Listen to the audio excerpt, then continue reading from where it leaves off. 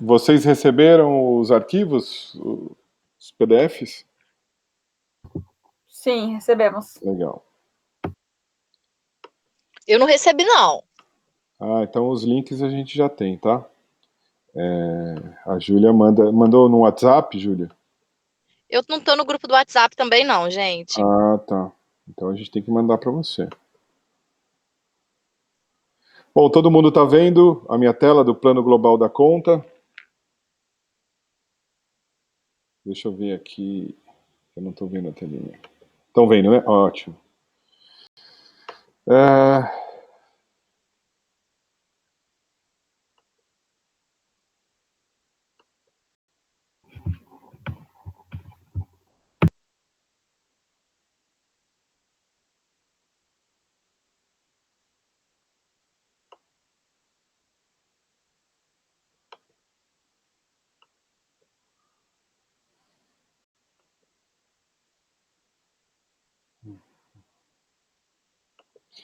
Muito bem, então, esse é uma aplicação da metodologia que a gente discutiu ontem. Esse é o case da Whirlpool, onde eu apliquei justamente era uma conta que tinha uma grande dificuldade para se entender a conta, porque o planejamento da agência tentava fazer um planejamento de marca, aonde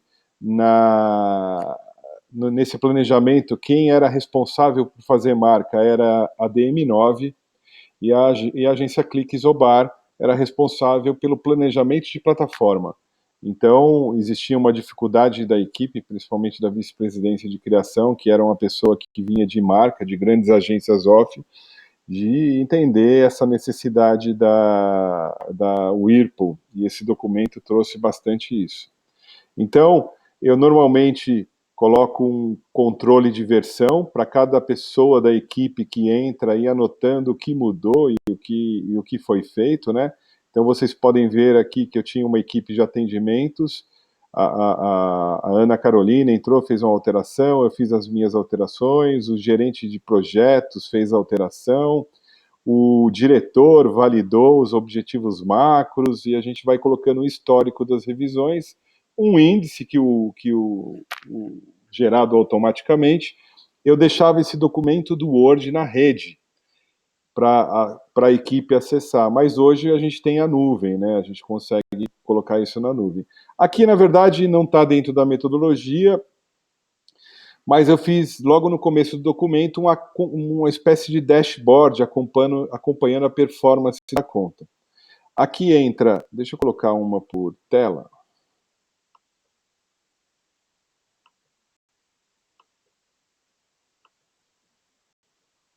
Não deu?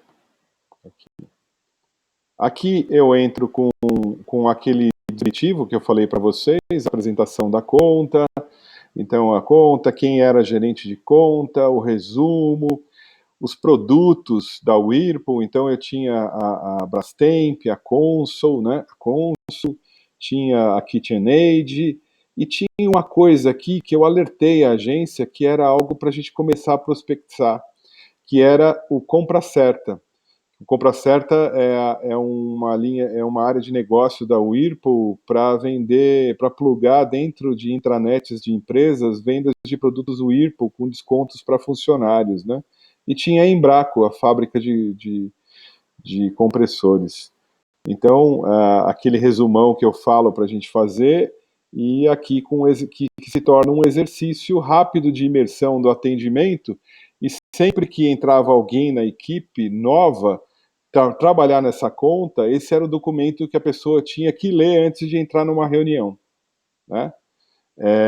Depois aqui eu anotei os eventos relevantes que eu ia descobrindo, o prêmio Inova, o evento de lançamento de produtos, os prêmios de marca de confiança, e levantar com a equipe Whirlpool quais eventos importantes corporativos externos que impactam o negócio deles, as feiras, os eventos. Aqui a identificação de concorrente, que servia já como briefing para a criação, para o planejamento, destacando o concorrente principal. Aqui o objetivo macro da conta, que é exatamente aquele que eu li no curso para você, de se fazer a agência se tornar o parceiro estratégico na integração das plataformas digitais do cliente. E aqui eu coloquei, para a gente atingir esses objetivos, antes a gente tem que entregar as propostas de contratos que haviam sido vendidos. E aqui eu peguei, li o contrato e fiz um resumo dos KPIs, né, das metas desse contrato, tal. Isso aqui você não precisa fazer necessariamente, mas eu achei bacana. Depois eu comecei o Whirlpool não dava o cronograma, e aí eu comecei a montar em cima das minhas conversas, eu ia de maneira fragmentada mostrando a cadeia de poder ali dentro, né, no organograma. Então eu ia compondo os cronogramas da área de digital, da área de compras, da área de negócio, as áreas de trade, como funcionam, quem eram as pessoas. Aqui eu comecei a fazer o mapeamento dos concorrentes, né, da presença digital, então social media, sites receptivos, mapear toda a presença digital deles e mapear todas as agências que atuavam lá. Esse é o mapa da guerra, né? Se eu quero me tornar o integrador digital, eu precisava disputar nesses fronts.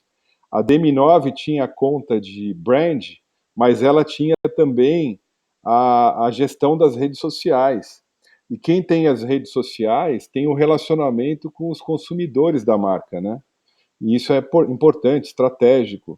A Riot tinha algumas outras contas, então aqui tinha um campo de batalha muito grande, e aqui todos os sites receptivos, o que era mais tecnologia, estavam na mão da agência que eu trabalhava. Está aqui todo o mapeamento. Aí eu comecei a fazer aquela matriz aonde eu falo quais são as unidades de negócio e unidades de serviços dentro da Whirlpool que eu quero trabalhar. Então eu coloquei as unidades de negócio, as unidades de serviço e falei, vou começar a fazer o planejamento dessas que estão nessa matriz, são mais importantes. E aí que eu elegi essas 4, eu vou fazer um plano para cada uma das unidades de negócio. Lembra o que o plano tem? O plano tem o nível de relacionamento, a cultura. Como eu disse, às vezes eu posso colocar 2 aqui e sempre com colinhas, né? Como como a gerente de contas era vista como uma fonte confiável, ela achava que era burocrática e empreendedora. Eu tinha aqui o tipo de desenvolvimento de receita de negócios, era estratégico e eu queria desenvolver negócio. O objetivo, gerar negócios através do entendimento das possibilidades de comunicação através dos canais digitais, visando melhorar e potencializar o atendimento aos clientes, planejando caminhos que auxiliem no processo de fidelização do cliente e aumento das vendas. Com esse objetivo, devemos buscar as melhores oportunidades de negócio. Né, analisar tendências, criar novos produtos, recriar produtos existentes, encontrar novos caminhos para o Whirlpool e seus clientes, pessoas físicas, jurídicas e varejistas. Lembrando que essa unidade de negócio e business contempla atividade de marketing digital, e-commerce, BI, ECRM, não abrange e-procurement e ERP. Então a estratégia seria expandir o quê? Tem vários projetos em andamento, há potencial para crescimento e a gente tem estreito relacionamento com as pessoas chaves. Então, por isso, eu ia expandir, justificando aqui a fase de expansão. As forças de negócio que eu identifiquei são aquelas do exercício também, lá do Breno Lima, né? Eu acabei não apagando o nome dele lá. A pressão operacional, a pressão financeira, e aqui a crítica. Quais iniciativas eu tenho que ter para resolver isso daqui? E se tem algum fator crítico que inviabiliza ou que eu devo ter atenção, né? Outras coisas que eu coloquei aqui também, o cliente interno Brastemp,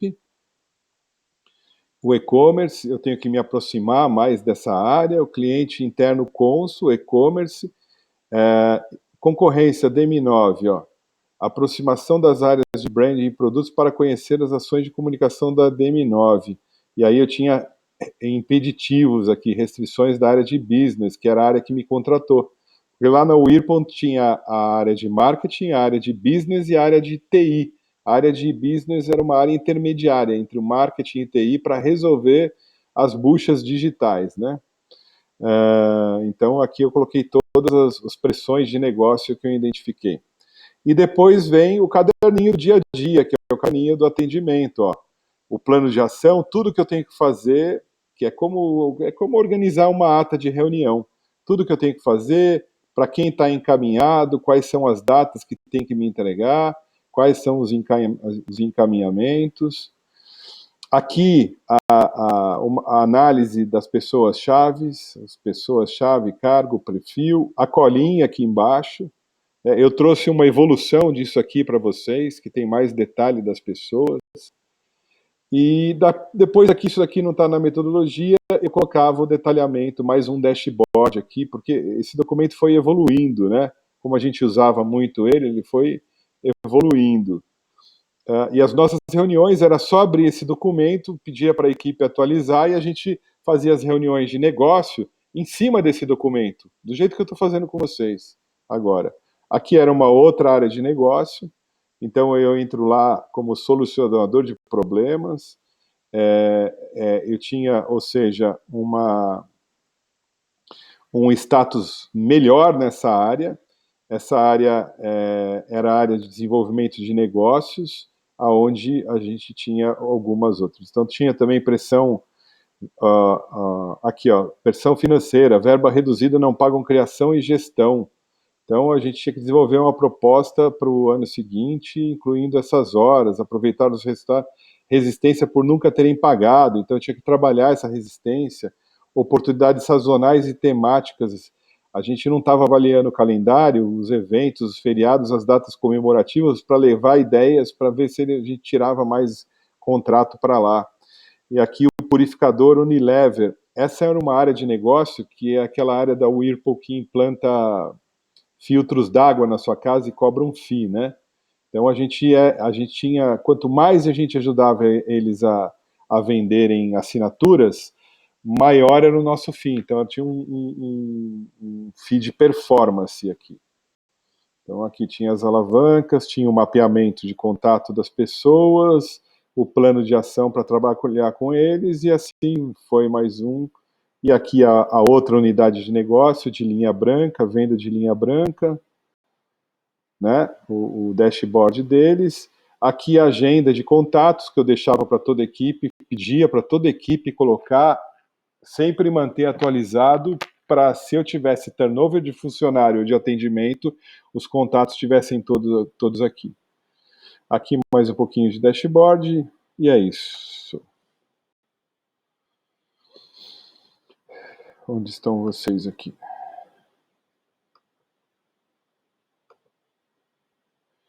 E aí, turma, o que vocês acharam? Dúvida nesse documento? Me dá um feedback. Vocês acham que é aplicável no dia a dia de vocês, ele todo, em partes? Opa, a Marcela colocou um ícone novo ali, dizendo que gostou. E aí, Roberta, me fala você que tem um timão aí de atendimento, você acha que se aplica à sua equipe? Acho que sim, acho que se aplica. Mas é que como a gente usa uma outra plataforma, né? Uhum. Aí se aplica mais como insight do que como no pé da letra, né? Exato. Legal. Mas Muito acho importante. Bem legal. Bom, turma, então, assim, a ideia era justamente trazer alguns métodos, porque a gente nota que no mercado o atendimento é carente de metodologia, às vezes, para trabalhar. A gente trabalha de maneira muito empírica e na performance individual de cada um. Então, essa metodologia, ela ajuda a gente a organizar a visão de negócio da conta e, principalmente, a ter uma forma para planejar como é que vai ser essa conta. Que isso que é o mais importante, né? Eu planejo como é que eu quero que ela seja. Então, eu estou parando de olhar para o presente e para o passado, e estou olhando para o presente e jogando ações para o futuro. E não ações só de job, mas ações de negócio, de gestão, né, do ponto que eu quero chegar no relacionamento com essa conta. Vamos compartilhar a tela.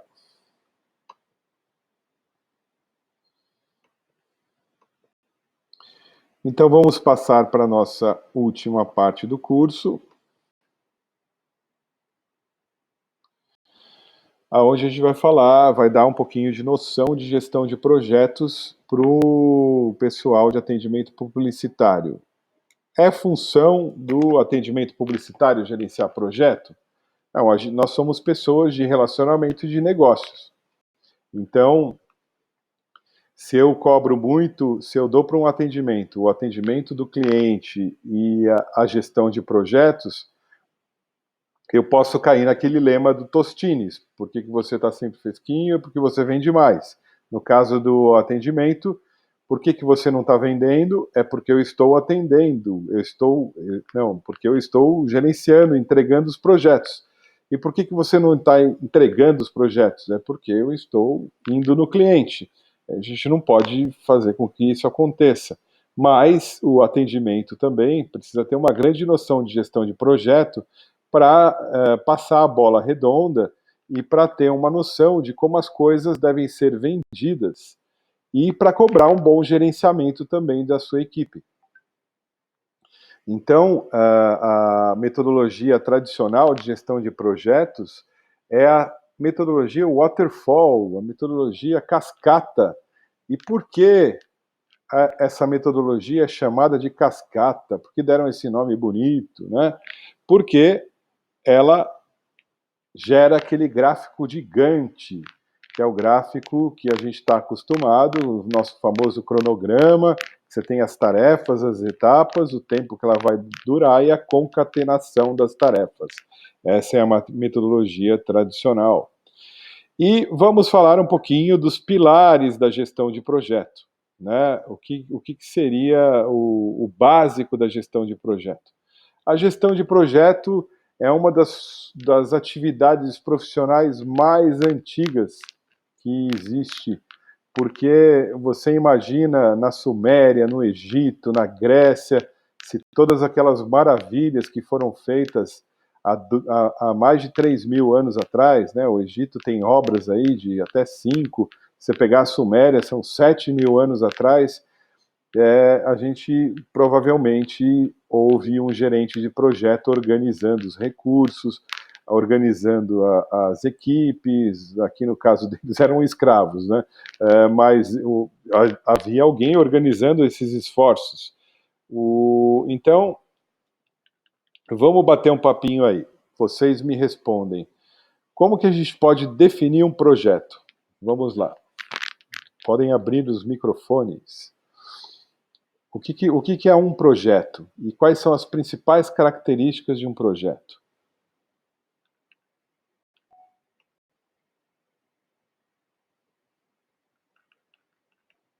Vamos lá, turma, vamos participar do meu curso. A gente precisa interagir um pouquinho. Quer arriscar, Maria Fernanda? Camila?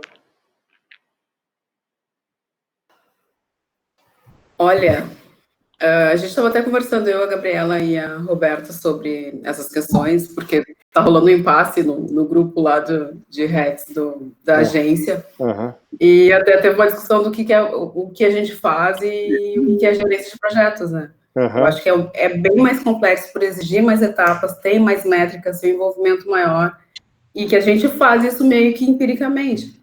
Mas, claro, se a gente estiver mais instrumentalizado, eu acho que é uma forma de mostrar o nosso trabalho. O que eu acho, Maria Fernanda, que a minha sugestão sempre, e as agências passam por isso, porque a área de gestão de projeto nas agências grandes, ela é uma área que amadureceu, e amadureceu pela dor sempre, né? Se você pegar uma Ogilvy, ela tem lá um andar que deve ter pelo menos uns 10 ou 12 gerentes de projeto tocando uma série de coisas da agência. É impossível um atendimento ser atendimento e gerenciar projeto ao mesmo tempo. E quanto mais... Palmas, não, adorei essa frase. Bom, você vai ter o vídeo, depois você pode mostrar na agência o vídeo para o pessoal. Por quê? Porque são duas forças diferentes. Uma força é uma força expansora de negócios e a outra força é uma força que precisa cuidar da entrega. Então, quando você põe o atendimento nesse meio do caminho, ele vai fazer as duas coisas mais ou menos, não porque ele é incompetente, mas porque você precisa ter cuidado com a entrega e cuidado com o relacionamento. Você não vai conseguir fazer tudo isso. Então, quais são as características de um projeto? Primeiro, vamos lá, ele tem início, meio e fim, concordam? Uhum. O que envolve um projeto?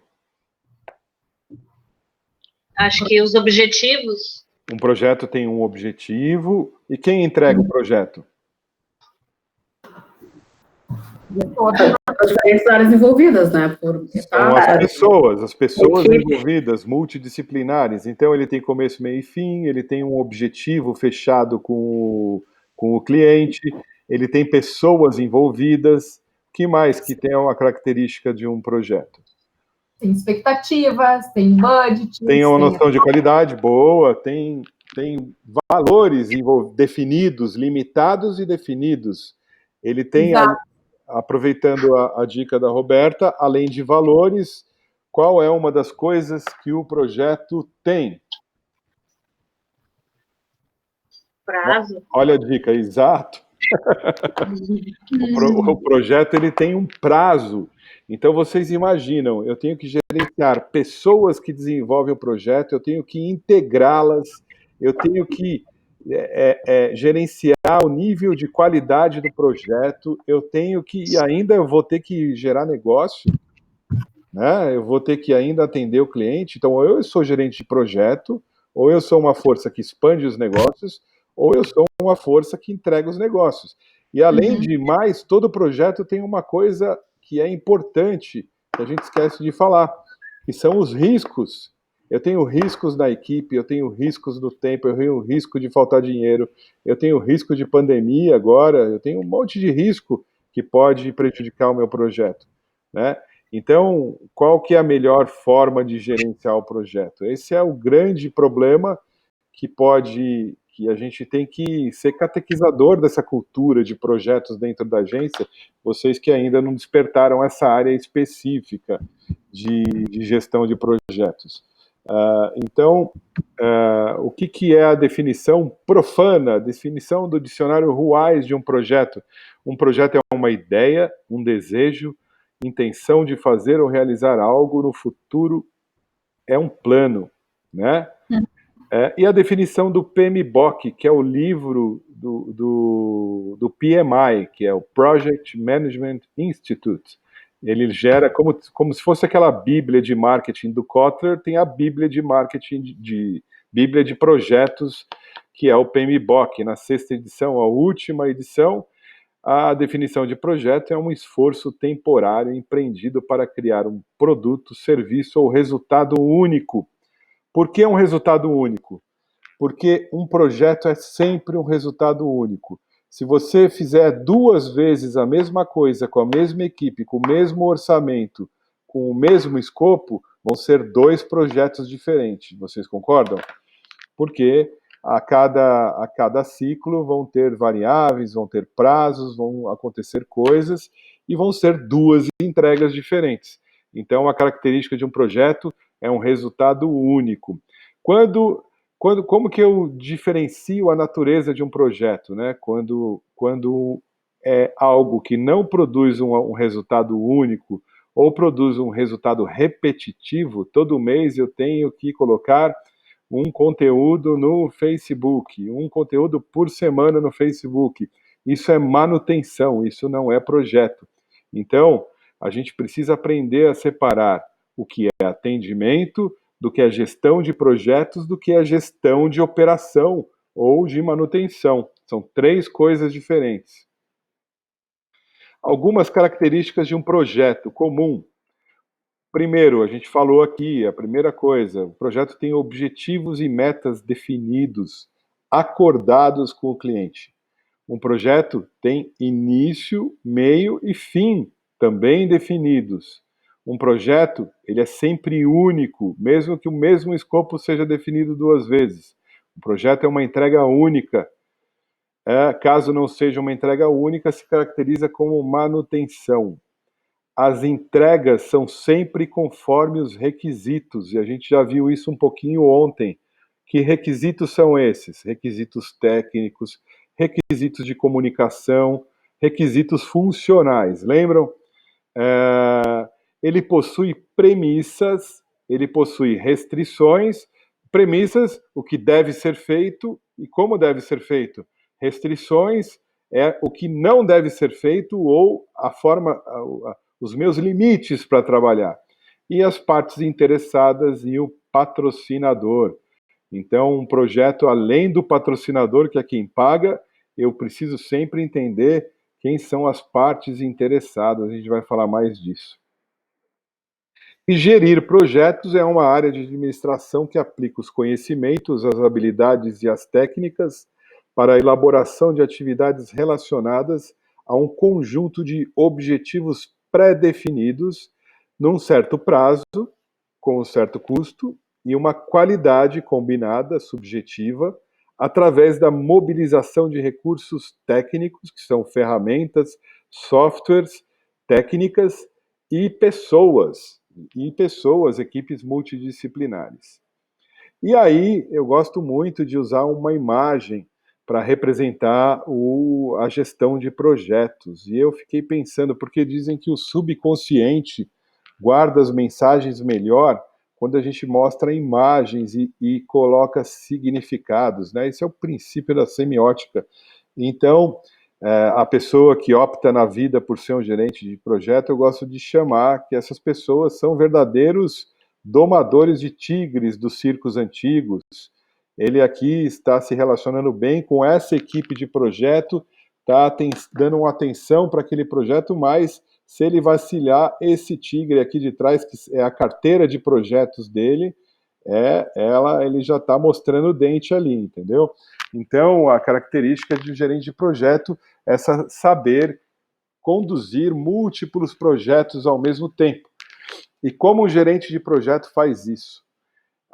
No curso de gerente de gestão de projetos, a gente aprende a quantificar os projetos. E, por exemplo, se eu tenho 1000 horas somadas de toda a equipe de um projeto, envolvendo criação, programador, o pessoal da arquitetura de informação, esses caras quantificaram lá quantas horas eles vão fazer para entregar aquele projeto digital, e o gerente de projeto coloca de 15% a 20% em cima do total de horas da equipe. Então, se eram 1000 horas, ele vai colocar 1200 horas. E essas horas que ele se dedica a cada projeto, então se ele está tocando 3 projetos que vão consumir 100 horas por mês da equipe, ele tem 20% disso, são 3 projetos, são 20 horas de cada um, são 60 horas que ele vai gastar naquele mês. Quantas horas eu tenho por mês úteis para trabalhar? São 160 horas. Poxa, então eu consigo tocar esses 3 projetos, eu tenho que me organizar. E ainda me faltam 100 horas para me dedicar às outras atividades. Então é mais ou menos quantificando as horas totais de projeto que eu vou tendo uma noção quantos projetos eu aguento ao mesmo tempo, né? E me organizando para gastar esses 20% de supervisão sobre as horas de projeto. Eu acho que essa afirmação de como o gerente vê se ele tem tempo ou não vale a pergunta. Vocês entenderam ou ficou alguma dúvida em relação a essa conta de como eu vejo se eu tenho tempo ou não para gerenciar mais projetos na minha vida como gerente de projeto? Camila entendeu? Joinha. Só a Camila entendeu? Legal. Marcela também, ótimo. Então vamos em frente.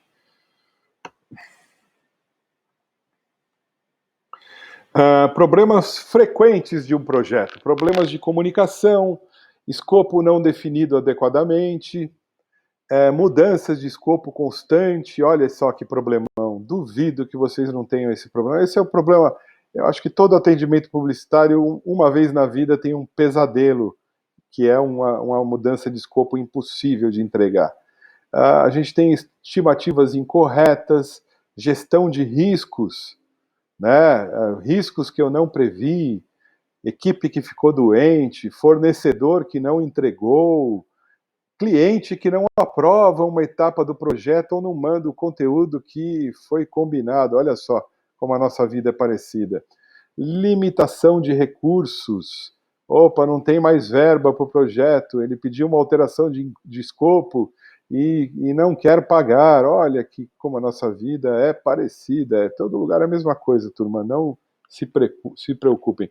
Papéis e responsabilidades não definidos. Não ficou claro para a equipe, aquela bola de vôlei, deixa que eu deixo, né? Entre outros.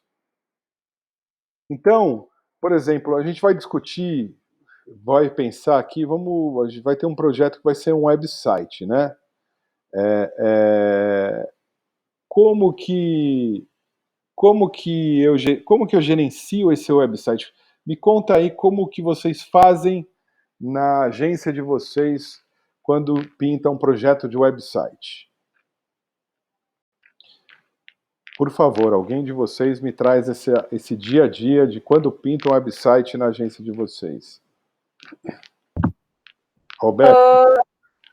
As experiências que eu tive, a gente buscou um fornecedor parceiro. Uhum.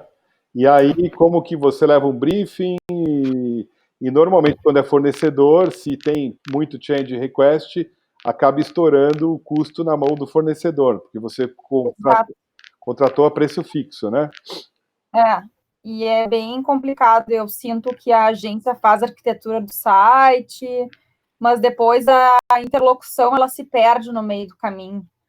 Chega num ponto que começa o cliente a enlouquecer, ajustar e olha, vira um caos.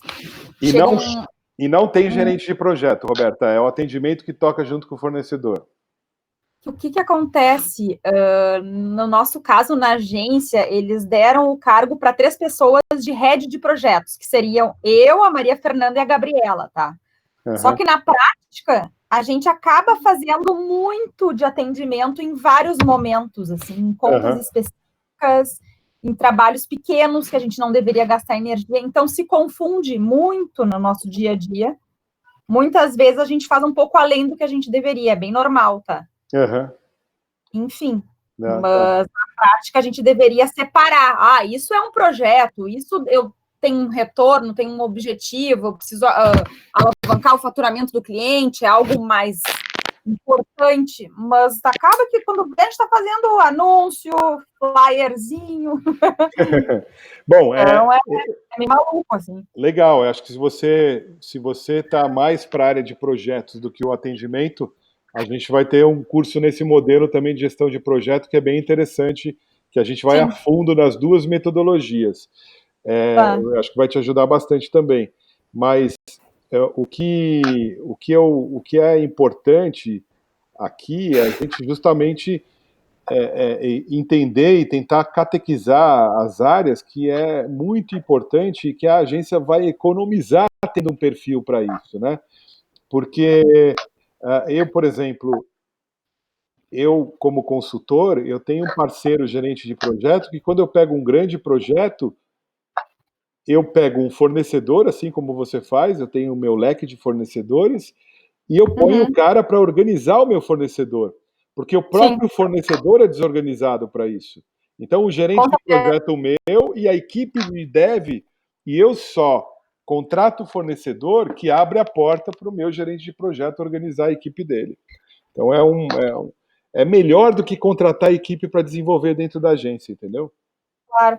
Tu sabe que eu tive uma experiência fora da agência, eu desenvolvi um site para minha cunhada, na verdade, que trabalha com moda, e nós fizemos uma equipe pequena. Eu chamei o antigo diretor de criação da agência para fazer um freela por fora, eu e o programador.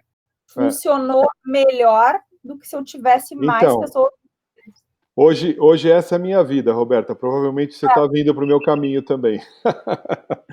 Eu acabo Você acaba gerando uma confiança no mercado que o pessoal gosta de entregar com você, mesmo sem marca de agência, essas coisas. Exato. Foi mais fácil do que... É claro, talvez porque eu estava fazendo também para a minha cunhada, eu entendia o que ela queria, eu tinha uma autonomia maior, e era um número de equipe pequeno, então eu falava com 2 pessoas, resolvia e pronto. Ótimo. Não tinha muita gente envolvida. Foi a melhor experiência que eu tive. Boa. E a Débora, quer falar alguma coisa, Débora? Na verdade, como a Roberta falou, a gente contrata fornecedor, né, no caso. Eu tive, acho que, poucas experiências de fazer website, assim. Na que eu tô lembrando aqui, eu tive situações diferentes. Eu tive já a situação de sentar, de contratar o fornecedor, escolher o fornecedor, não foi preço fixo, aí fazer um briefing com ele, e depois conversar com o cliente, entendeu? Para entender também o que o cliente quer, para saber o que era possível fazer dentro da verba que ele tinha. Mas também já tive a situação de a gente montar o layout do site e passar para o fornecedor para passar o valor, e ele passou e a gente mandou só a arte aberta para ele fazer também. Então, no leque de entregas de um atendimento publicitário, a gente tem lá um folder, é um projeto mais simples, né? Os impressos são mais simples. Um outdoor, um out of home é mais simples, mas se você pegar toda a preparação de um filme comercial para televisão, isso já se torna um projeto. Você pode, a área de RTV da agência, ela pode ser uma área, de uma certa forma, que se organiza, que tem uma cultura de projetos, e certamente ela vai ser muito mais organizada e efetiva do que uma área de RTV sem gestão de projetos. Mas no leque de coisas que a gente viu lá na tabela da Sinapro, é muita coisa para entregar, né? Então, às vezes, uma grande campanha pode ser o meu projeto, e eu vou organizar a minha grande campanha com uma visão estruturada de gestão de projetos. E a gente vai ver que existem 2 culturas de projeto e que o mercado é muito xiita, né? É muito polarizado. Fala, ou você usa uma ou você usa outra. O que a gente prega na São Paulo Digital School é que você precisa conhecer as 2 técnicas para adaptar as ferramentas que melhor servem para a tua cultura. E você pode usar a ferramenta de uma metodologia e de outra. Na gestão de um website, então, primeiro que eu vou fazer o website, logicamente, eu vou ter que fazer o que a gente já aprendeu anteriormente ali, que lembra que era levantar os requisitos. Primeiro eu levanto os requisitos, eu vou buscar informações com o cliente, de se tem algum website parecido na concorrência que ele gosta, qual é o conteúdo que ele quer, que tipo de imagens, aspectos de comunicação visual, etc. Depois eu monto o escopo do projeto, o escopo do produto, né? Recordando aquilo que a gente falou lá atrás. Então, vamos voltar aqui para o nosso tigrinho, porque gestor de projeto transforma o tigrão num tigrinho, ele fica bonzinho, assim, bonitinho, né? Através de quais conceitos? Primeira coisa, você precisa aprender a dar nomes para os seus projetos. Vem aqui. Deixa eu apresentar para vocês que ela veio me trazer um copo d'água hoje, ó. Olha, todos são meus alunos, ó, tá vendo? Oi! Tudo bem? Oi! Tô falando oi para você. Fala, oi, pessoal, bom curso. Olá! Ficou tímida. Participação especial. Que amor.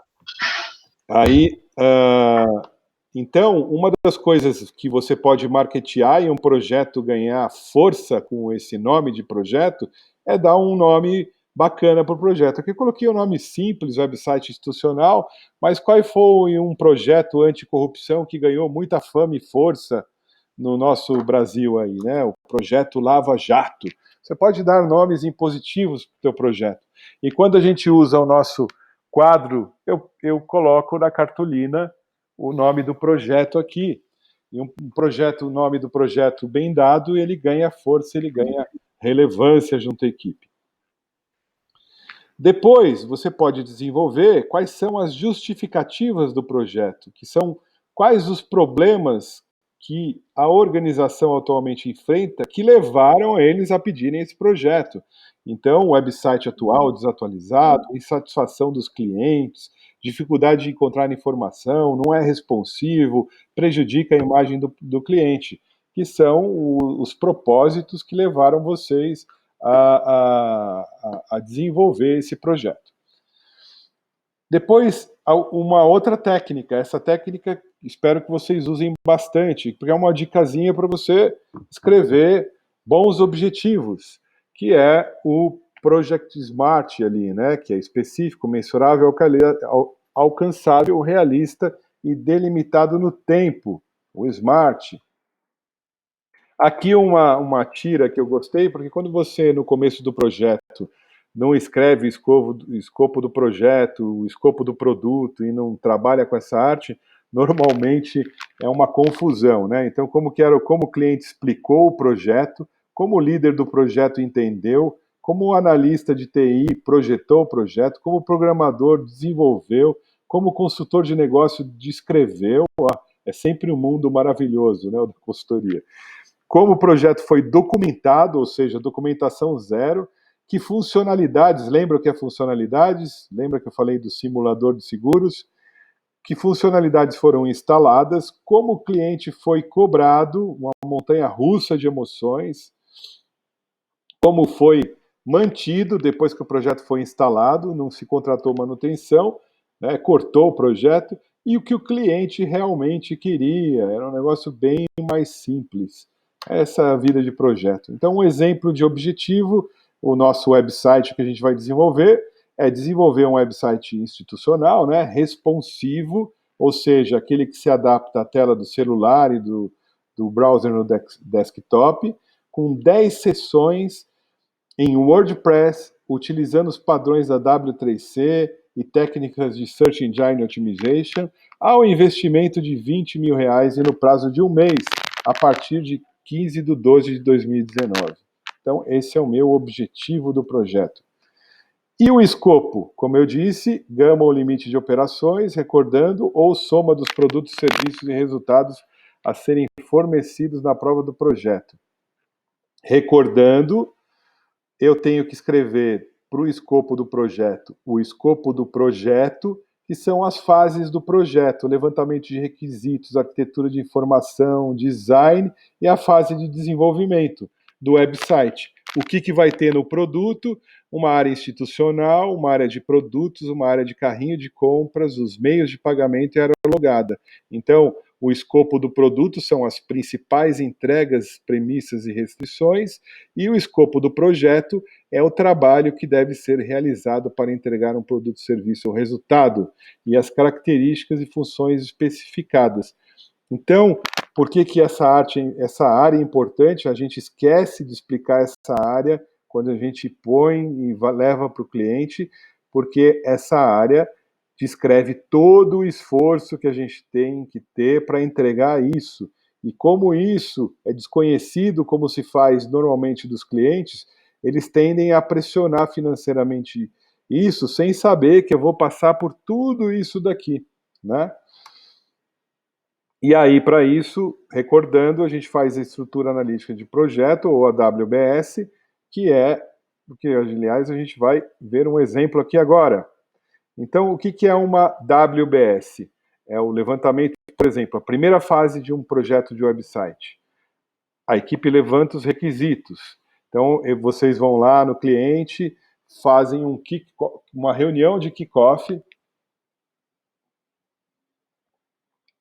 e vão avaliar as necessidades do cliente, a parte de comunicação visual, regras corporativas e assim por diante. Depois eu agendo que eu vou fazer um benchmark com os websites concorrentes, vou levantar os requisitos técnicos, que é qual é o CMS, qual é o banco de dados, onde vai ficar o servidor, vou entender os requisitos de comunicação, né, as regras, vou entender as funcionalidades que tem o meu website.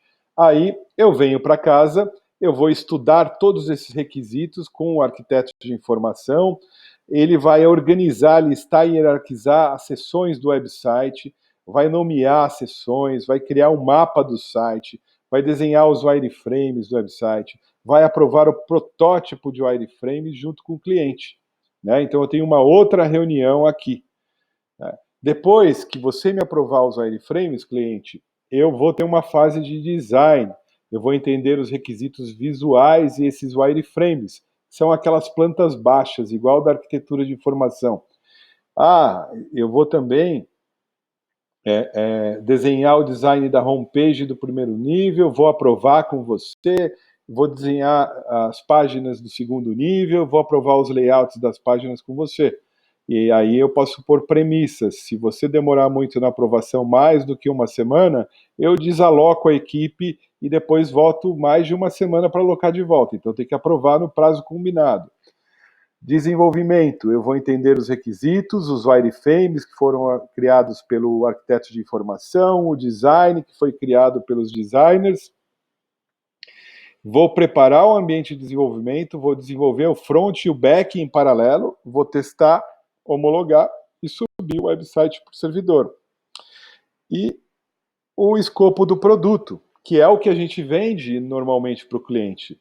Você vai ter um website responsível com 10 seções: home, empresa, serviços, galeria de mídias, formulário de contato, formulário de orçamento, notícias, clientes, casos de sucesso e resultados de busca. É isso que vai ter. O site vai ter uma especificação funcional, vai contemplar arquitetura de informação, eu vou gerar um sitemap, vou gerar o wireframe, vou gerar layout, vou desenvolver front e back-end, vou ter um painel de administração para atualização do conteúdo no WordPress, que é o gerenciador de conteúdo, vou usar HTML, os padrões mais avançados de W3C, vou ter configurações básicas para indexar, que é o SEO, né, nos mecanismos de buscadores, e eu vou testar esse projeto nas versões dos navegadores A, B e C, do Chrome, do Explorer, das versões 1, 2, 3, e você põe ali. Então, turma, a primeira parte, principalmente de um gerente de projeto, não, do atendimento publicitário digital, quando ele lidar com projetos de website, aplicativos, etc., é passar no dia a dia desses projetos, usar justamente a EAP e o escopo do produto. Escopo do projeto, escopo do produto. Pergunta vocês usam o escopo do projeto e escopo do produto hoje? Não uso não, viu? Não. Mas é importante, não é, Camila? O que você acha? Muito importante, muito importante. Na verdade, a gente não tem gerente de projetos, né? Na hora que vocês estavam falando, eu não estava conseguindo falar, eu fiquei desesperada, mas a gente não tem gerente de projetos. Uhum. E aí, eu acho que, pelo que eu estou observando, assim, é importantíssimo para o projeto, sabe? Para todo o trabalho sair, assim, porque demora anos, porque a gente tem que organizar do jeito que dá. Mas essas duas ferramentinhas vão começar a mudar a tua vida, tá? De você separar essa distinção. Principalmente para descrever para o cliente e valorizar isso daí. O que acontece? Isso. Hoje tem muita empresa também que falar eu vou desenvolver um website é que nem falar eu vou comprar um carro. Você pode fazer um website com um freela, que faz tudo, e que vai numa biblioteca de template do WordPress e pula a fase de arquitetura de informação e pula para a fase de design e resolve a vida do teu cliente. Você tem que ter esse tipo de parceiro. Mas tem clientes, vocês que trabalham com governo, com grandes contas, que o projeto ele precisa ter a fase de arquitetura de informação, precisa seguir o design do governo ou de uma grande multinacional, você precisa ter desenvolvidos lá as premissas para usabilidade para portadores de deficiência, eles ficam mais complexos. Então, você pensar o projeto, primeiro o plano do projeto e depois o escopo do produto é muito importante. E uma das coisas que o gerente de projeto tem que lidar, além disso, é aprender a mapear corretamente as partes interessadas, que são os stakeholders do projeto. Então, pessoas e organizações que podem ser afetadas ou perceber-se afetados positivo ou negativamente pelo projeto. Normalmente, isso é importantíssimo. Um projeto digital, ele tem mais de um interessado, não é só a área que está te contratando. Por exemplo, aquela história que eu contei para vocês do site da Votorantim, celulose e papel, que o marketing desenvolveu com a agência, e eu tinha documentado no scope, na proposta comercial, todo um projeto sem combinar com TI. Então, a TI era uma parte interessada. Depois daquilo, a agência sempre pergunta: quem são as partes interessadas internamente nesse projeto? E a pessoa não fala TI, mas é TI que cuida dos servidores, é TI quem homologa as tecnologias, os bancos de dados.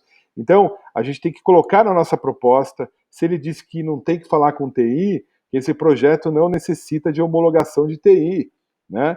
E quem mais? É a área de marketing que está fazendo, mas tem lá o gerente de trade do canal que é interessado no projeto também. Então, muitas vezes é o atendimento que tem que provocar o engajamento das partes interessadas. E a gente precisa estar atento e mapear isso. Porque um stakeholder ele pode exercer influência sobre o projeto e as suas entregas. A TI tem muita influência, o marketing tem influência, as áreas de canais têm influência. Então, se a gente ignora ou não identifica o stakeholder, você pode ter problemas e até fracasso no projeto. Então, por exemplo, na tua agência você tem o teu gerente de projeto. A primeira visão é essa. Tem um cara comprando e eu estou entregando para ele. Mas se você notar numa grande empresa, você tem vários gerentes de projeto. E se você cria um departamento de projeto na tua agência, você precisa ter um head que vai começar a organizar o método que esses gerentes de projeto trabalham. Porque se cada um fizer do teu jeito, vai ficar confuso para o cliente. E muitas vezes, como por exemplo aquela estrutura analítica do projeto do website que eu mostrei, essa daqui, né, ó, essa daqui, esse é um documento básico. A cada projeto de website que eu desenvolvo, se eu guardo isso numa planilha ou num Word, eu posso ir aperfeiçoando ele. Esqueci de pôr uma reunião aqui, esqueci de colocar uma fase de desenvolvimento, uma fase de qualidade aqui no final, uma fase de teste e homologação, de aprovação para o cliente após teste e homologação, assinar o contrato antes de levantamento de requisitos. Então você vai enriquecendo. E a cada projeto que você entrega, esse documento vai ganhando força. Então, por isso é importante aqui dentro da agência, essa equipe, as pessoas que gerenciam o projeto, estarem produzindo documentos, padrões e um arquivo para que tenha aí uma gestão do conhecimento, né, dentro da agência. E, normalmente, um patrocinador de projetos, ele tem uma governança, ele responde a outras pessoas, a superiores, a outras áreas interessadas naquele projeto, que o atendimento tem que aprender a mapear e observar, e ajudar o gerente de projeto, né? E aí eu tenho outros colaboradores, as pessoas que são os que dão conteúdo, eu tenho clientes internos, fornecedores, financiadores, acionistas, parceiros de negócio, grupos de interesse especial, eu tenho órgãos reguladores. Quem tem uma conta na área da saúde, farma, sabe que o governo regula o que pode e o que não pode fazer. Quem trabalha com governo sabe que tem premissas também, às vezes, de linguagem. Por exemplo, eu atendi Brasília e muitas vezes a gente era obrigado a usar o Python para desenvolvimento, porque lá em Brasília tinha o cara esqueci o órgão lá de tecnologia do governo federal, que obrigava todos os projetos do ministério serem naquela plataforma de CMS com uma linguagem específica, open source, etc., tal, que eram políticas do governo. Então a gente tem que notar se no mercado que a gente atua existem esses órgãos reguladores também. E aí eu vou partir para premissas. O que são premissas dos projetos? São as regras que o projeto que são ditas e certas que o projeto deve ter. Então são fatores que para fins do planejamento do projeto são considerados verdadeiros, reais e certos, sem ter que provar ou demonstrar. Por exemplo, o projeto será realizado no ambiente do cliente. É verdadeiro, é real e é certo. O cliente vai disponibilizar um analista de negócio em tempo integral na fase de levantamento de requisitos. Eu combinei. Então tem que ser verdadeiro, real e certo. O projeto atenderá todos os parâmetros de custo, prazo e qualidade. Eu estou confirmando. Premissa do projeto. Eu não posso gastar mais, nem passar o prazo e nem entregar fora da qualidade percebida. E aqui, recordando, eu tenho num projeto, assim como eu tenho premissas, que é como o projeto, quais são as regras do projeto, né? Eu tenho requisitos que são ligados ao produto do projeto, que são os requisitos funcionais, técnicos e os requisitos de comunicação, são os principais. Requisitos funcionais descrevem o que tem que ser feito pelo website. Requisitos técnicos é aquele lá, o gerenciador de conteúdo, a linguagem, o banco de dados. E requisitos de comunicação, os padrões de comunicação, se existe um style guide, um padrão do governo, da matriz no global e assim. Aqui entra uma parte que a gente esquece de falar, quase todo mundo esquece de falar. Turma, quando eu acabei de escrever o escopo do produto, o escopo do projeto, e quando eu entrego uma proposta para o cliente, você mencionar os riscos, porque olha só, olha que doideira.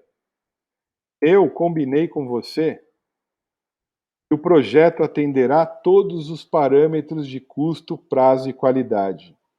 Quando o cliente mesmo me pede para colocar isso na premissa do projeto, que eu tenho que cumprir este custo e este prazo, deixa a qualidade de forma. Se eu aceitar isso sem fazer um levantamento de risco, eu posso estar dando um tiro no pé. Eu posso estar começando uma má relação com o cliente. Então, um risco é um evento ou uma condição incerta que, se ocorrer, provocará um efeito positivo ou negativo nos objetivos de um projeto. Pode haver um risco positivo? Pode. Eu previ, a minha equipe foi extremamente produtiva e eu acabei antes do prazo, né? Mas normalmente os riscos são negativos. O que eu faço antes de acabar o planejamento de um projeto? Eu chamo a equipe e converso o que normalmente dá errado. E eu vou falar uma coisa que dá errado sempre, que vocês devem ter essa experiência, é o cliente não cumprir as datas de aprovação que ele combinou comigo no cronograma. Com joinhas aí, quem já teve esse problema em projeto? Combinei data de aprovação e o cliente não aprova na data. 1, 2, 3, todo mundo, 4, 5, aí todo mundo tem esse risco, é um risco muito comum num projeto. E o que acontece? Eu preciso formalizar antes que ele aconteça, já que eu sei que ele tem o potencial de acontecer, e já que eu já entrego tanto projeto, que eu sei pelo menos uma lista de meia dúzia de riscos que sempre ocorrem, no começo do projeto eu vou combinar com o cliente que, se esses riscos ocorrerem, ele vai precisar dar mais tempo para mim no projeto. Então eu já faço uma pressão positiva no início do projeto, quando eu faço essa gestão de risco, né? Alô, quem vai falar? Alexandre, mas geralmente eu vou adequando daí o cronograma de trabalho conforme não vou recebendo os feedbacks nos momentos acordados. Eu geralmente faço isso. Agora eu estou vivendo, por exemplo, um desenvolvimento de um novo produto para um cliente. É um novo arroz, uma nova categoria, que vai ser mix de grãos. Montei um cronograma e assim, estou tentando seguir a risca, mas conforme o cliente não me dá as devolutivas, eu vou informando, porque eu dependo de terceiros, entende? Sim, então, mas você faz toda essa comunicação de informação de maneira informal ou formal?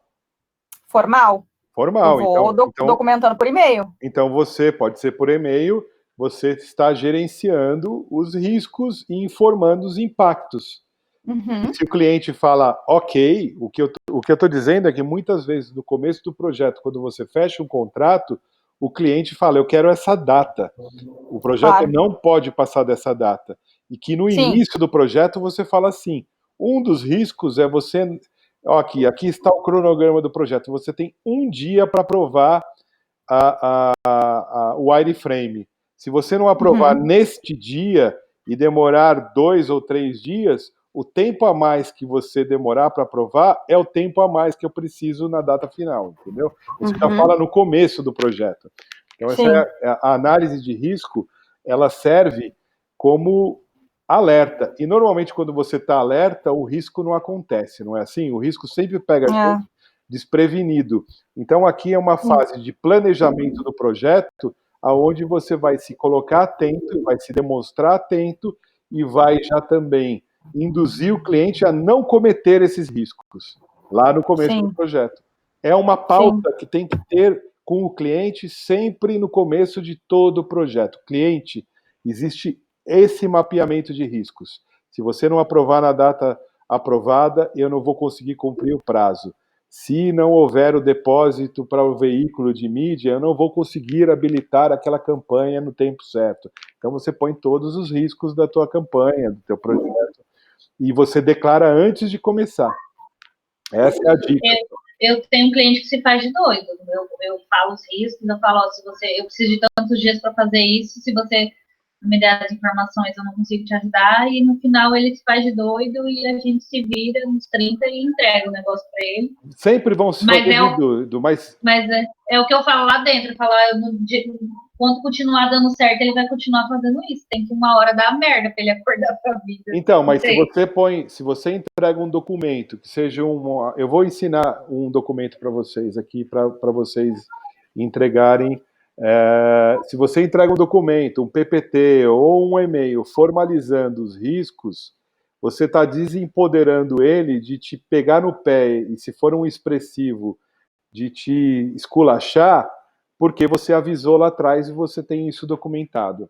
Porque gestão de projetos é uma forma fria e racional de se tocar todos esses imprevistos humanos, entendeu? Então, assim, a dica é aqui: declare os riscos sempre que você for fazer um projeto, formalmente no início do projeto. E aqui eu trouxe uma tabelinha para vocês dos tipos de riscos mais comuns. Os riscos que você deve... Faz uma reunião ou pensa nessa tabelinha antes de começar o projeto. Tem algum risco organizacional? Tem alguma dependência do projeto, tipo uma área que depende da outra para isso fluir? Normalmente, a área de marketing depende do pessoal da comunicação corporativa para acessar certos conteúdos, né? O pessoal, a priorização, a equipe de marketing não prioriza a atenção para o meu projeto. Financiamento, o financeiro não libera o pagamento de uma etapa do projeto que seria importante para eu pagar um fornecedor e eu não tenho fluxo de caixa para isso. Quais são os riscos da organização? Quais são os riscos do projeto? Estimativas erradas, planejamento sem tempo suficiente, falta de controle no projeto, comunicação falha no projeto. Então, o gerente de projeto olha para tudo isso. Riscos técnicos, requisitos mal definidos, tecnologia não combinada, desempenho do projeto não definido, qualidade sem percepção de qualidade, sem uma investigação da qualidade desejada pelo cliente. Riscos externos. O meu parceiro não vai entregar no tempo suficiente. Isso já aconteceu comigo várias vezes, meu. Eu tive parceiro que chegou faltando 15 dias para entregar o projeto, falou, eu estou fora desse projeto, não vou mais te entregar, e puxou o carro. E aí você tem que se virar nos 30. Riscos com cliente, entidades reguladoras, como a gente já conversou, riscos com o governo, condições climáticas, aí pode colocar um aqui, pandemias, né? Então, aqui eu montei esse fluxo para ajudar vocês a ter uma boa reunião de riscos, e a dica é, sempre antes de começar um projeto, tenha uma telinha de riscos do projeto para conversar com o teu cliente, que é uma forma educada de você dizer que está atento a isso e que você espera que o teu cliente te ajude nesses pontos para que eles não aconteçam. E aí tem a definição do sponsor, que é quem paga o projeto, né? Então, por que isso? Pô, mas é claro que tem o sponsor, isso não precisa nem falar. Mas aqui é aquele caso. quem está tocando o projeto comigo é o analista, mas o sponsor é o diretor. Então, eu, como gestor de projetos, eu preciso deixar claro para esse analista que em algumas fases é importante que eu tenha presente na apresentação o decisor final, porque algumas agências não formalizam antes de começar o projeto a importância do sponsor em determinada fase. O analista vem aprovando todas essas fases, arquitetura de informação, o design. Quando a gente leva a primeira página já desenvolvida para o cliente, o sponsor fala: não é nada disso que eu queria. Vamos lá fazer essa pergunta. Quem já passou por isso aqui no grupo? Ninguém? Ninguém. Eu já passei muitas vezes. Não, todo mundo aqui tem sim, né? A Gabriela, a Roberta já passou. Levou o projeto, foi aprovando com um cara menor, quando leva para cima a coisa. Então, meio que você, no início do projeto, você mostra o cronograma e fala, ó, essas fases eu preciso do decisor final, né? E essas frases, se elas forem aprovadas por você, e põe isso em contrato, se elas forem aprovadas por você, e depois nessa fase anterior eu tiver que voltar para trás, isso gera custo extra para o projeto. O PMI, ele tem esse triângulo, que é o triângulo de talentos do PMI, né? Que ele acha que o gerente de projeto ele deve ser um bom técnico em gestão de projetos, ele deve ser um bom líder e ele deve ser um cara de gestão estratégica de negócios, ele deve ter uma profundidade no negócio do cliente também. Então, o gerente de projetos, ele é o profissional que ele é designado para planejar, controlar e executar projetos através de liderança de equipes multidisciplinares responsáveis para conseguir conduzir com que essas pessoas alcancem o objetivo combinado com o projeto. E aí ele pode atuar em diversas áreas. Então, se você faz um curso de gestão de projetos, você pode atuar construindo prédios, em arquitetura, em desenvolvimento de site, em agência que entrega projetos diversos, entre outros.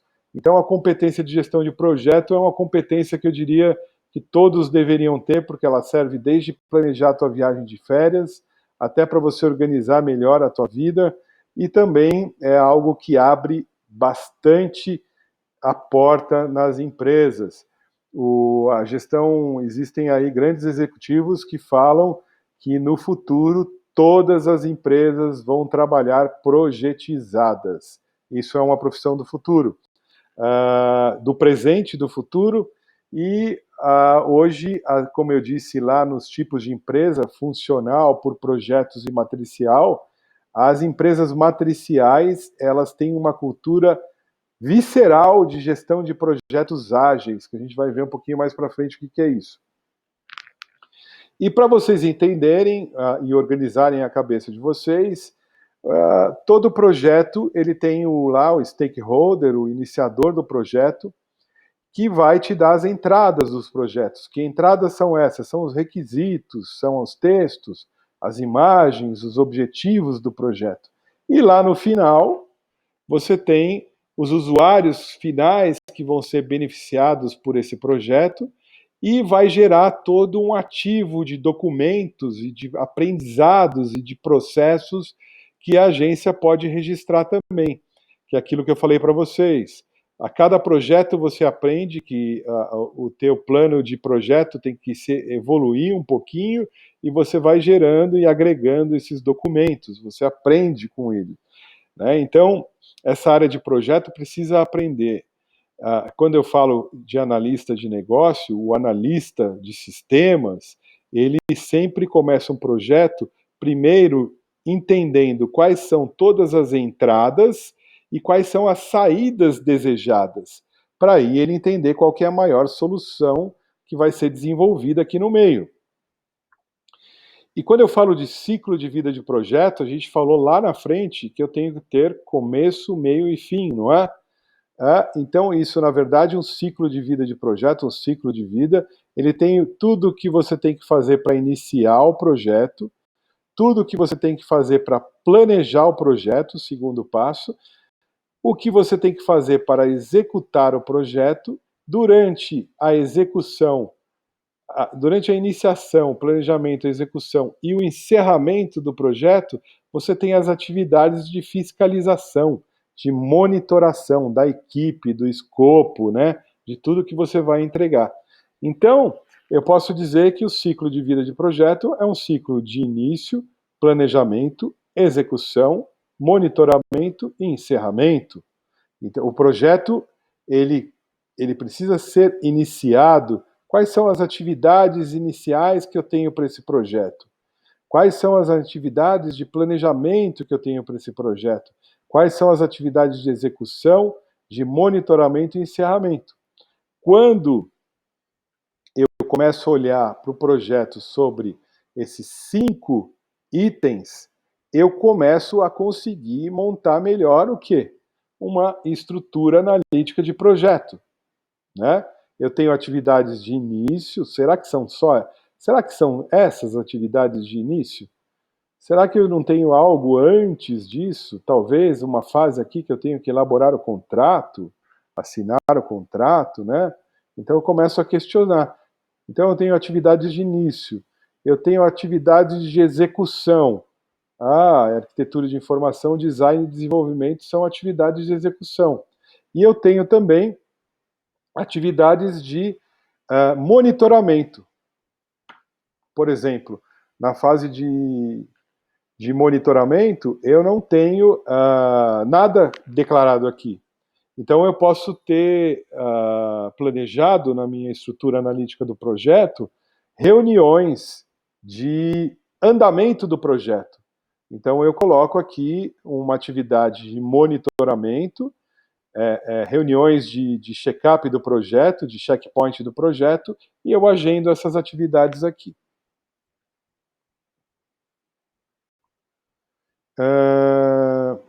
Ok. Está entendido o ciclo de vida de um projeto? Aí a gente começa a organizar na nossa cabeça, né? Porque assim, vamos pensar todas as tarefas que eu tenho de início, todas de execução, todas de planejamento, todas de execução, que atividades de monitoramento eu tenho que fazer, quais são as reuniões que eu tenho que fazer, eu tenho que preparar algum material para mostrar para o cliente como que o projeto evoluiu. Isso é uma atividade de monitoramento. Eu tenho que marcar reuniões com a equipe para entender em que pé que está o trabalho. Isso é uma atividade de execução. Então, monitoramento é quando eu exponho para o cliente como está indo o projeto. Atividade de execução é como é que eu fiscalizo a execução do projeto da minha equipe, né? E, por fim, atividades de encerramento são os documentos, a reunião final e, principalmente, o documento que o cliente assina, que ele diz que aceitou as fases do projeto, que é uma das coisas que a gente faz muito pouco, né? Um termo de encerramento do projeto, e aí aquele projeto fica aberto, com o cliente pedindo alteração, e passa um mês, ele está pedindo alteração, malandrinhos, eles são malandrinhos, ele vai pedindo alteração, e quando você viu, você deu manutenção evolutiva para o projeto por 3, 4 meses. Turma, a nossa vida é igual, mais igual do que vocês imaginam. Então a gente precisa ser ninja e aprender a lidar com essas coisas. Aí eu tenho esses grupos de processo, né, do ciclo de vida do projeto, eles têm as suas intensidades. Por exemplo, o grupo de processo de iniciação, que é o levantamento das coisas, firmar o contrato, fazer a reunião de kickoff inicial e lá no projeto, ele tem uma intensidade que vai exigir da tua equipe, de alguns perfis da tua equipe, mais no começo. O grupo de processo de planejamento, ele tem essa intensidade que a gente planeja e combina as coisas muito mais do que a gente imagina. E conforme o projeto vai sendo executado, ele vai barrigando para baixo o grupo de processo de planejamento. O grupo aqui está aparecendo o gráfico da barriga durante a pandemia e na pós-pandemia, né? com a nossa comilança aí de ficar tanto dentro de casa. Quis aparecendo eu na pandemia, esse gráfico aí. Então eu tenho o grupo de processos de execução e eu tenho o grupo de processos de monitoramento e controle, que eu tenho que executar ele durante todo o projeto, né? E por fim, um grupo de processo do encerramento. Assim, eu vou ficar assim no pós-pandemia, depois que eu conseguir voltar para uma academia, andar de bicicleta e fazer. Olha que desculpa, que sem vergonha, né? Bom, dúvidas, minhas amigas? Dúvida até agora? Vamos em frente. Joinhas ou dúvidas? Vamos em frente, Roberta, ok. Todo mundo, ninguém quer perguntar nada? Vamos em frente. Opa, eu gostei disso aqui. Maria Fernanda adorando essa parte de projetos. Maria Fernanda, isso é o básico do básico, hein? Eu acho que as dúvidas vão surgir na hora de que for para atividade. Até agora tá tudo certo. Então aqui mas vocês vão receber esse material, eu acho que legal que vocês depois, eu deixei alguns presentinhos aqui e também eu posso subir no grupo de atendimento os documentos que o PMI sugere para você organizar o teu projeto, e eu vou mostrar um deles aqui, vocês vão ver que ele é autoexplicativo, basta aplicar. Então, eu tenho o método Waterfall, que eu falei, o método cascata, que é aquele que se caracteriza pelo cronograma de Gantt, que é o de barrinhas e interdependências. E eu tenho o método ágil.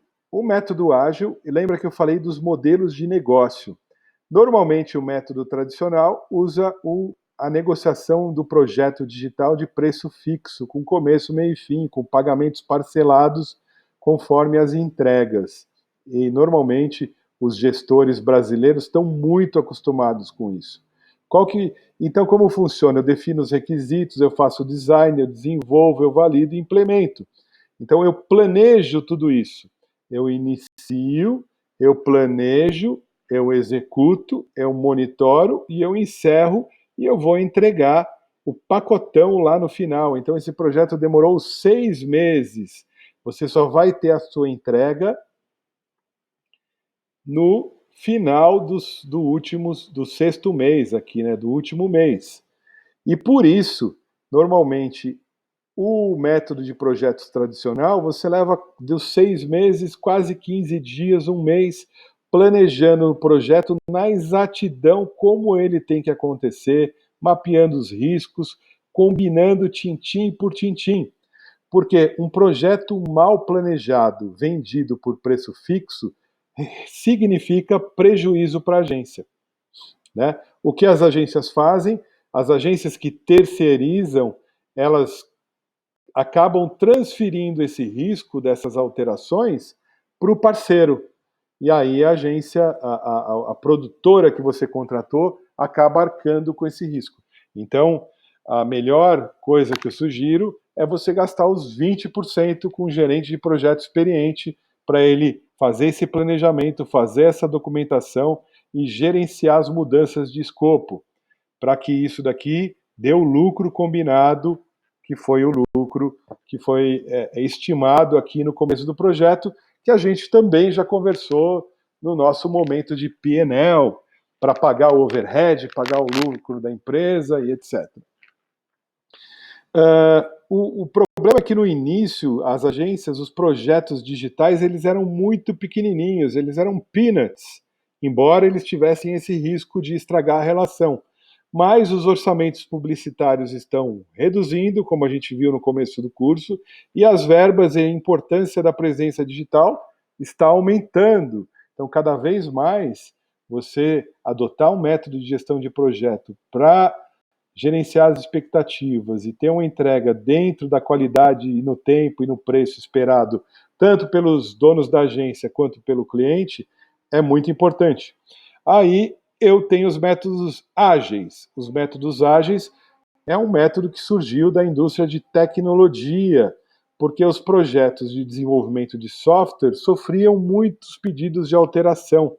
E muitas vezes eu vou aprendendo a fazer melhor ao longo do desenvolvimento. Então, você, na verdade, roda as mesmas coisas que um projeto tradicional tem em pequenos ciclos que são chamados de sprints. E você vai entregando incrementos ao produto, mas incrementos que são funcionais. Então vamos pegar lá o nosso projeto, o escopo do produto, o que seria esse incremento funcional? E vamos entregar isso de maneira ágil. Cadê aqui o escopo do nosso produto? Então eu vou combinar com vocês, que são o meu cliente, que no primeiro sprint, que demora 1 mês, eu vou entregar para você a área de homepage, empresa e serviços. E daqui 1 mês, o teu site vai estar no ar com a homepage, o conteúdo de empresa e de serviços. No próximo mês, eu vou entregar a galeria de mídias, o formulário de contato e o formulário de orçamento. E no segundo mês, você vai ter esses 6 itens no ar, funcionando, bonitinho. E no terceiro mês, no terceiro sprint, eu vou entregar notícias, clientes, casos de sucesso e resultado de busca. Então, eu vou fazer o teu projeto em 3 sprints. E esses sprints, eles, ao invés, assim como a gestão tradicional de projeto privilegia o planejamento rígido, a gestão ágil de projetos privilegia a comunicação da equipe com o cliente, né? Então eu tenho papéis diferentes. A gestão de projeto ágil, ela não tem um gerente de projeto, é diferente. O que tem um gerente de projeto é a gestão tradicional. A gestão de projeto ágil, ela dividiu os papéis do gerente de projeto entre o Scrum Master e o dono do produto, o Product Owner. Então eu vou fazendo essas entregas incrementais até entregar um pacotão. E a outra eu levo todo o tempo dentro de casa e só entrego aqui no final. Recordando qual que é o modelo de negócio aqui na cultura ágil, como os americanos dizem, time and material, ou equipes alocadas. Então, aqui ao invés de eu cobrar um preço fixo para os 6 meses de projeto, aqui eu vou cobrar 6 meses da minha equipe, sendo que aqui eu vou ter rigidez e vou negociar requisições de mudança com custo adicional. Aqui o que eu vou aceitar e acatar todos os pedidos de mudança antes de começar o sprint. Então, se algo não ficou legal no primeiro sprint, eu posso deixar ele residual para o segundo sprint, ou eu posso mudar completamente algo que foi feito aqui, mas sempre com a decisão do cliente, a participação do cliente, sabendo que se ele ficar mudando sempre a mesma coisa, eu vou acabar usando a minha equipe por 6 meses e provavelmente eu não vou ter esse pacote completo. Então, a equipe de Waterfall, você tem o gerente de projeto e a equipe envolvida. Então, aqui eu tenho o analista de requisitos, eu tenho o arquiteto de informação e o design, eu tenho o desenvolvimento de front e o desenvolvimento de back, eu tenho o pessoal de teste, eu tenho o gerente de projeto, o pessoal de conteúdo, tem essa equipe. Aqui eu tenho a mesma equipe alocada full-time ou part-time para aquele projeto e eu estou remunerando essa equipe. Aí eu pergunto para vocês, que modelo de contrato vocês acham mais conveniente para a agência? O que dá segurança para a agência? O modelo de contrato de preço fixo tradicional do Waterfall ou o modelo de contrato de equipe alocada no modelo ágil de trabalho? Quem me ajuda nessa resposta?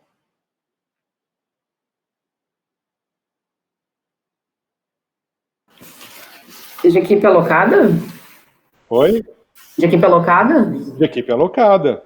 Porque com a equipe alocada você garante a remuneração do teu projeto e você flexibiliza para o cliente e é claro que sempre deixando ele a par de que ele pode mudar qualquer coisa ao longo do projeto, mas que ao invés de você negociar durante o projeto as alterações, você vai dizer para ele que esses 6 meses precisam de mais um mês, ou mais 15 dias no final, você negocia.